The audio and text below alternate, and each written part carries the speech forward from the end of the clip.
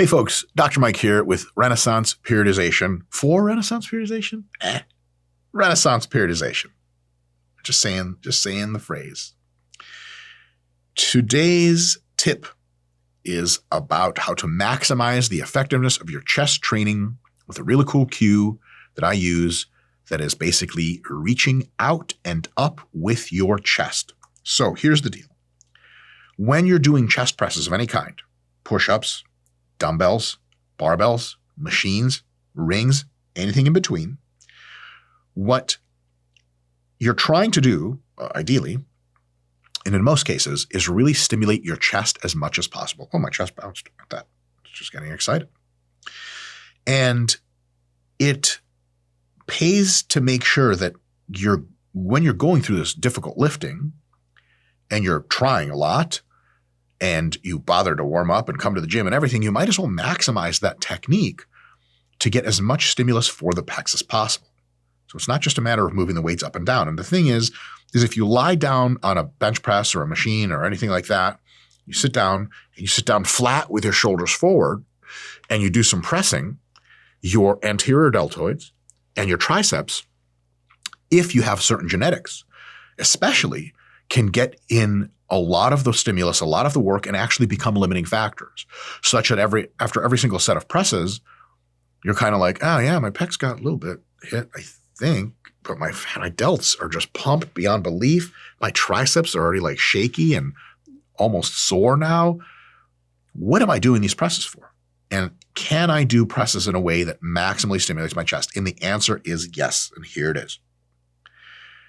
The best technique for pressing for most people, barbell, dumbbell, machine, anything, is as the machine or bar, implement, or whatever descends, or as in a push-up you descend, you want to reach up and out with your chest. And a part of that up and out motion is going to have you retracting your scapulae, your shoulder blades, back. It's like one of my friends way back in high school termed it the funky pigeon. It's like pigeons walk around like this all the time. Like, wah. Oh, I just accidentally did a Greg Doucette impression. Scott the video guy, I love that one. So if you push your chest up, stick it out by arching your back a little bit, and then having your scaps back, as you descend, you've already pre-stretched your pecs, which means they're going to get a really big stimulus the deeper that you go. At the bottom of the movement, let's say that it's a barbell bench press for simplicity. You're thinking as much about lowering the bar to your chest at the very bottom as you are with your hips stationary on the bench, no butt wiggling, reaching up with your chest as much as possible to meet the bar on the way down. It's not you bring the bar down completely. Most of the movement is. At the very bottom inch or so, you reach. I mean, you're already reaching the whole time, but you reach extra to really get your chest up to touch the bar. That reaching pre-stretches the pecs while at the same time putting them as the most limiting factor position in the lift. What you want to think about is exposing your chest. If you come down like this and you're all contorted, your scaps are forward, your back is flat, your shoulders are up front, your chest is kind of pointed down, you're hiding your chest. If I was benching with an injury, I would do that. In fact, I used to have some really nasty pec injuries back in the day, and still in some of my lifting, less and less now because my pecs are feeling pretty good, still in some of my lifting, I'll intentionally protract so as to keep stress away from my pecs because they get too stressed. But that's not your problem, very likely. Your problem is you want the pecs to be extra stressed. You're literally putting them into the line of fire. Like when Superman is blocking bullets with his chest, you're like, man, see? I loved old school Superman, where he's like, man, I'll save you, your dame. Meh. But then he was always polite. But you know what I'm saying? Bruce Wayne, a.k.a. Batman, sorry to give out your real identity, unrelated, sort of related, he slayed, bro. Slayed. 1920s, 30s. Being a comic book superhero is sweet. You just get to slay all the time. Catwoman. How's that for a list? In any case, Superman exposes his chest to the world and the bullets bounce off. You're the same way, except it's a barbell or dumbbells or whatever. And if you have dumbbells, when you're coming out and around your chest, you want to stick your chest up as high as possible at the bottom, reaching for the sky/ceiling, depending on if you lift indoors or outdoors, I suppose. And on the way back up, you have two options. Jared Feather would say, Mr. IFB Pro Jared Feather, one of my training partners, when I have a training partner at all, he's my training partner. He would say, try to maintain that arch and retractor position even through the press. I think that's totally valid.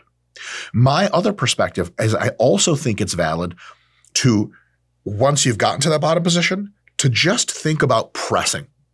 And if you get out of alignment a little bit and get a little protraction, I'm not too worried about that. But what I am worried about, concerned about, attentive to, even better, is on the way back down that you reassert yourself. And I think what Jared is doing is on the way back up, he gets really great pec activation. Concentrics, not as important as eccentrics, but still something. And then because he doesn't have to get out of position, he doesn't have to reassert. Now it's automatically started in the right spot. Some machines, some setups, some dumbbell stuff, you might have to get out of position a little bit at the top. So what you should learn to do is potentially do the movement dynamically. You set up, arch, reach, and then as you press, you lose some of it. And then you set up an arch and reach. Especially on a machine, you can do it more dynamically.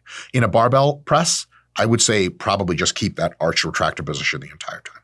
So what you want to think about is reaching your chest up and out, scaps back as far as possible to reinforce that, to really open your chest up. You want to show as much of your pec to the world as possible. You don't want to hide it like this. You want to do this so that as much of it is shown as possible so that you are in a proper leverage position to expose your pecs to as much tension under load and tension in a stretched position as possible. And then you are going to get a lot out of the exercise. If you need an extra little bit of help for getting your chest in presses, for whatever machine you're doing, try to get a slightly wider grip. Not a crazy wide grip that usually doesn't pay off and feels weird on shoulders. A little bit of a wider grip can help. Try, instead of having your elbows by your sides, to flare them out a little bit at the bottom. That'll hit the pecs carefully, slowly. And lastly, try to get it so that you pause at the bottom for a split second, but not pause when you unload the chest. Pause under load. So at the bottom of the press, you're paused and you're still full tension on the bar.